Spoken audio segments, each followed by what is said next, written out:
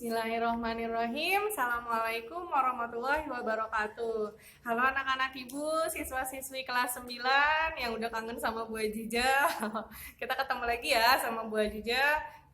Ibu hanya menginformasikan bahwa saat ini ibu sedang berada di ruang kelas 9. Siapa yang kangen sama ruang kelasnya bisa dilihat ya. Oke. Sekarang Bu Ajija lagi di ruang kelas 9 nih, yang besok akan menjadi ruangan kamu. Perlu diinformasikan bahwa kursi dan bangkunya sudah ada yang baru. Nah, bisa dilihat ya. Cantik kan kelasnya? Kamu tahu nggak yang bersihin kelasnya selama ini adalah guru-guru kamu. Seneng ya kamu sekarang. Oke, video ini dibuat untuk belajar. Bu Ajija hanya menghibur aja di awal. Namun sebelum kita masuk ke pelajaran prakarya, mari sama-sama kita membaca doa terlebih dahulu. Berdoa, mulai.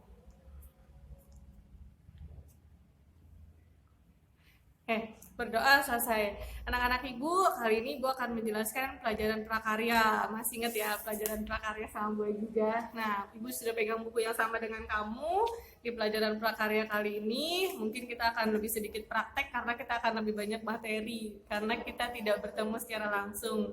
Tapi jangan sedih, mudah-mudahan tidak menghambat proses belajar mengajar kita. Kamu harus semangat ya nak, karena ibu perhatikan belakangan ini kamu sedikit sekali yang semangat. Tetap harus semangat dong, kamu udah kelas 9. Gak usah memikirkan hal-hal yang tidak perlu, tetap fokus belajar. Oke, kita lanjutin aja ya, langsung ke pelajaran. Kamu boleh buka buku LKS-nya. Kita masuk di bab pertama itu, materi tentang kerajinan dari bahan rotan, bambu, dan kayu. Salah ya, kerajinan dari bahan kayu, bambu, dan rotan. Sama aja sih ya. Nah, di semester ini kita akan mempelajari materi dari hasil olahan bahan keras. Kalau kemarin kan waktu kelas 8 bahan lunak. Nah, kalau di kelas 9 hasil olahannya dari bahan keras. Pertama dari bahan kayu, bambu, dan rotan. Nanti di bab 2-nya ada instalasi listrik rumahan dan perusahaan, kemudian UTS, setelah itu ada budidaya ikan konsumsi, dan yang terakhir nanti pengolahan hasil pangan peternakan. Oke, kita masuk bab pertama ya, hasil olahan atau kerajinan dari bahan kayu, bambu, dan rotan. Kerajinan dari bahan kayu, rotan, dan bambu itu sudah ada sejak zaman dahulu. Bahkan dari peninggalan-peninggalan manusia purba pada zaman dahulu, banyak peralatan mereka yang berasal dari bambu, dari kayu, dan dari rotan. Kenapa? Karena memang produk tersebut mudah dicari dan ada di hutan. Kan saat itu manusia purba juga tinggal di hutan. Bahkan sampai sekarang, kenapa masih banyak orang yang menggunakan bahan-bahan ini? Karena yang pertama bahan ini mudah dicari dan harganya relatif murah. Ya, oke. Di situ bisa dilihat apa aja sih, bagaimana cara prinsip kerja kayu kayu, rotan, dan bambu. Yang pertama, kerajinan ini digunakan sebagai penghias atau kerajinan yang dibuat semata-mata untuk hiasan. Contohnya apa? Misalnya pajangan dari bambu, anyaman, tempat lukisan. Nah, itu kan sebagai hiasan aja. Yang kedua sebagai benda pakai, artinya hiasan tersebut, barang tersebut, hasil kerajinan tersebut dapat digunakan untuk kebutuhan sehari-hari. Contohnya apa? Bakul nasi. Kamu pernah lihat bakul nasi kan? Itu kan dipakai untuk kegiatan sehari-hari. Piring rotan dan yang lainnya. Yang ketiga sebagai kebutuhan ritual, digunakan untuk upacara tertentu atau digunakan untuk upacara keagamaan. Misalnya kayak di Bali upacara ngaben itu banyak menggunakan anyaman-anyaman dari rotan atau bambu. Yang terakhir sebagai kebutuhan simbolik, misalnya kerajinan sebagai melambangkan hal-hal tertentu yang bersifat spiritual. Misalnya mahkota dari bambu atau ukiran patung dari kayu yang merupakan simbol kerajaan dan yang lain, itu bisa juga. Lanjut, aneka produk apa saja yang bisa dihasilkan dari kayu, bambu, dan rotan? Yang pertama dari kerajinan kayu. Ibu rasa semua pasti udah tahu hasil yang bisa diolah dari kayu itu apa aja sih, banyak banget ya. Nah, di sini Ibu hanya menjelaskan jenis-jenis kayunya aja, karena kalau hasil kerajinannya Ibu yakin semua udah pasti tahu. Kayu yang biasa digunakan itu biasanya kayu jati, ini yang kayu kuat, tahan lama, dan harganya lumayan mahal. Biasanya kalau kayu jati produknya berupa furniture gitu ya, lemari atau misalnya kursi dan yang lain-lain. Kemudian kayu mahoni ini juga sama, mengandung unsur kekuatan yang lebih daripada kayu-kayu yang lain. kayu waru, kayu batang pohon sawo, kayu nangka, dan kayu lainnya. Ini yang familiar yang biasa digunakan. Kemudian bambu. Nah, kalau kayu terlalu mahal, ada di bawah kayu yaitu bambu. Dari bambu, kenapa orang menggunakan bambu? Karena bentuknya elastis, mudah dibentuk, mudah diukir, ya. Nah, apa saja yang bisa digunakan dari bambu, dari bahan bambu? Teknik kerajinannya dapat berupa teknik anyaman, atau bisa berupa teknik tempel dan sambung. Nah, anyaman bambu di Indonesia itu sangat terkenal di seluruh dunia. Kenapa? Karena Indonesia penghasil bambu terbesar, gitu ya. Di Indonesia itu masih banyak pohon bambu, mungkin kita aja yang jarang lihat. Yang ketiga yaitu kerajinan rotan. Nah, bambu sama rotan beda ya. Kalau bambu yang digunakan batangnya, kalau rotan yang digunakan kulit dari pohon rotan tersebut. Pohonnya juga beda. Ya. Nah, di Indonesia pulau yang paling banyak menghasilkan rotan adalah Pulau Kalimantan. Sama, ibu juga nggak akan menjelaskan hasil karyanya karena sudah banyak, kamu juga udah pasti tahu hasil karya dari rotan tuh bisa bisa berupa meja, kursi, lemari, tempat makan, dan lain-lain. Banyak ya di kita.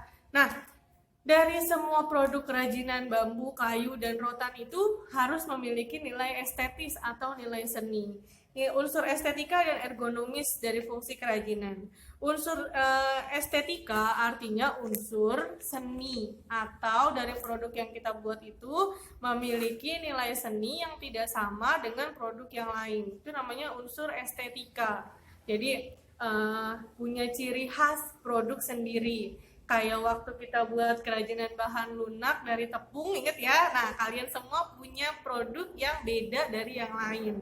Itu namanya unsur estetika. Dan memiliki unsur ergonomis, bukan ekonomis ya, tapi ergonomis. Apa bedanya?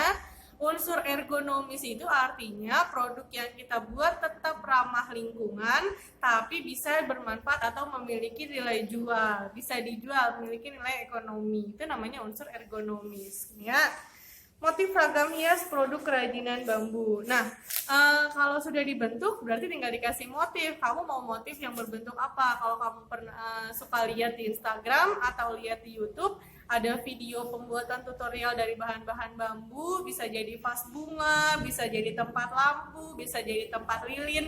Nah, itu setelah mengalami proses pembentukan lalu proses penghiasan. Jadi jangan cuma dibentuk tapi dihias juga, ya.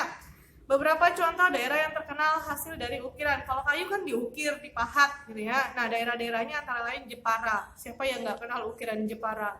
Bahkan harganya bisa mencapai ratusan juta gitu ya. Nah, bisa juga Yogyakarta, Cirebon, Bali, Toraja, Palembang, Kalimantan, dan masih banyak lagi daerah-daerah yang terdapat di Indonesia yang mampu menghasilkan ukiran-ukiran terbaiknya. Yang terakhir, yang kelima, teknik pembuatan kerajinan. Tekniknya sekarang, bagaimana cara membuat kerajinan tersebut? Yang pertama bisa menggunakan teknik ukir. Jadi diukir, karena kalau misalnya kayu ya memang harus diukir. Contohnya pakai kaligrafi atau ukiran-ukiran di dinding rumah. Itu kan bentuk dari ukiran. Ukiran itu bisa berbentuk geometris, bisa berbentuk tumpal, bisa berbentuk lingkaran, bisa berbentuk garis, atau bisa juga zigzag. Zigzag tuh kayak Z gitu ya, berkali-kali. Kemudian ukiran tuh juga ada macam-macam, ada ukiran tembus, jadi sampai bolong. Misalnya gini, kayak kita lihat ukiran tapi bentuknya tuh sama gitu. Misalnya tulisan A, ya udah A sampai kotak kayunya itu A gitu ya. Ada juga ukiran rendah, jadi cuma belakangnya masih kayu tapi depannya sudah ada ukiran. Atau bisa juga ukiran tinggi, timbul, dan ukiran utuh. Jadi macam-macam ya. Yang kedua, teknik bubut. Teknik bubut ini menggunakan mesin pemotong atau mesin bubut. Contohnya adalah asbak kayu, vas bunga dari kayu, dan benda-benda mainan. Itu kan harus dibubut, harus dibentuk gitu ya. Yang ketiga, teknik menganyam. Nah, kalau kelas 9 tahun lalu prakteknya memang menganyam sih, cuma karena ada kendala satu hal jadi kita tidak bisa praktek gitu ya. Karena keadaan kita juga sekarang lagi kayak gini, jadi nggak memungkinkan kita untuk praktek. Teknik anyam itu mengangkat kemudian menumpang tindih. menyusun gitu ya, ambil satu, kemudian timpal yang lain, ambil lagi, timpal lagi, dan seterusnya. Sama seperti menjahit, namanya menganyam. Yang terakhir teknik potong sambung, dipotong disambung lagi. Misalnya buat apa? Buat lemari, jendela, rak buku, itu kan dipotong terus disambung.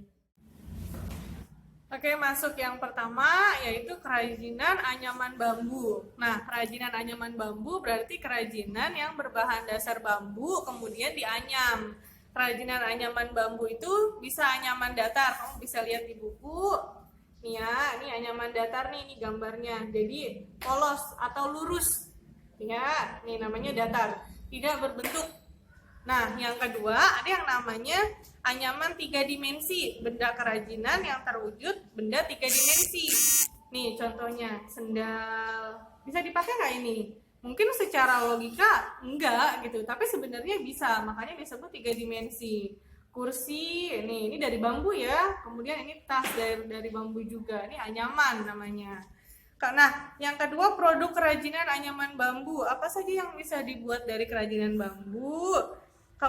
Biasanya adapun produk kerajinannya diantara lain tampah. Tahu tampah nggak? Tampah itu yang bulat dari bambu, biasanya digunakan untuk menjemur makanan, menjemur kerupuk gitu ya. Kalau yang masih kita lihat sekarang tuh buat jemur rengginang. Nah, itu namanya tampah tuh, tempatnya gede gitu ya, dari bambu. Bakul, yang kedua bakul. Bakul nasi tahu ya, tempat buat naruh nasi. Kukusan, kalau zaman sekarang mungkin sudah tidak ada yang pakai. Nah, kalau kamu suka makan dimsum, nah kukusan yang dipakai di makanan dimsum itu berasal dari bambu juga, anyaman bambu. Kipas bambu, bilik dinding rumah atau pembatas gitu ya, tirai pembatas rumah, tampir dan yang lainnya. Nah, ini ada contohnya nih, kamu bisa lihat di buku LKS-mu. Ini contoh bakulnya, kemudian ini contoh kukusan yang bentuknya segitiga, ini kukusan zaman dulu ya. Ini contoh tampahnya, nah ini contoh kipasnya, ini kipas sate nih. Kalau Iip pasti hafal banget ini nih. Oke, kalau Iip ya, mudah-mudahan Iipnya nonton. Nah, ini contohnya, contoh produk yang berasal dari bambu tadi. Oke, yang terakhir keterampilan teknisnya. Nah, mulai deh nih kita praktek. Cuma karena kita belum bisa praktek, jadi kamu bisa lihat dulu hal-hal yang pertama kali yang dibutuhkan. Yang pertama adalah gergaji, bendo atau pisau golok ya, pisau besar, ganden, pisau kecil, kulit pembalut jari. Karena bambu itu ada seratnya, jadi kalau kamu pakai tangan langsung nanti bahaya seratnya itu bisa masuk ke dalam kulit. Jadi harus pakai sarung tangan ya. Meteran atau penggaris, suakan, papan dan balok, pisau runcing, kayu tipis dan lurus, gunting seng, dan yang terakhir bak air. Bahan kerajinan anyaman bambu bisa pakai bambu tali, bisa pakai bambu betung, bisa pakai bambu gombong, bisa pakai bambu kadalan, bisa pakai bambu talang, bisa bambu duri, bisa bambu ori. Biasanya kalau kita pakainya bambu tali, bambu yang lebih tipis gitu ya. Nah, ini corak anyamannya, kamu bisa lihat di buku. Di situ ada anyaman tunggal, jadi dia cuma itu aja bahan yang digunakan. Bisa anyaman ganda 2, jadi 2 warna atau 2 variabel ya, 2 variasi. Bisa anyaman ganda 3, jadi seling 3 ya. Bisa anyaman kombinasi, campur-campur nih, biasanya kayak buat tikar gitu ya. Kemudian anyaman pasung, nah nih di dalam kotak dia adanya. Anyaman daun apa nih, daun peta silang, jadi silang bentuknya disilang-silang. Kemudian yang selanjutnya ada anyaman bunga cengkeh, ini bentuknya bunga nih ya. Dan yang terakhir ada yang namanya anyaman bunga cengkeh besar. Nah, ini bunga, jadi polanya ini namanya bunga, dinamakan bunga. Oke anak-anak ibu, siswa-siswi kelas 9, di materi berikutnya adalah pembuatan kerajinan. Tapi kita tidak praktek dulu untuk pertemuan pertama kali ini.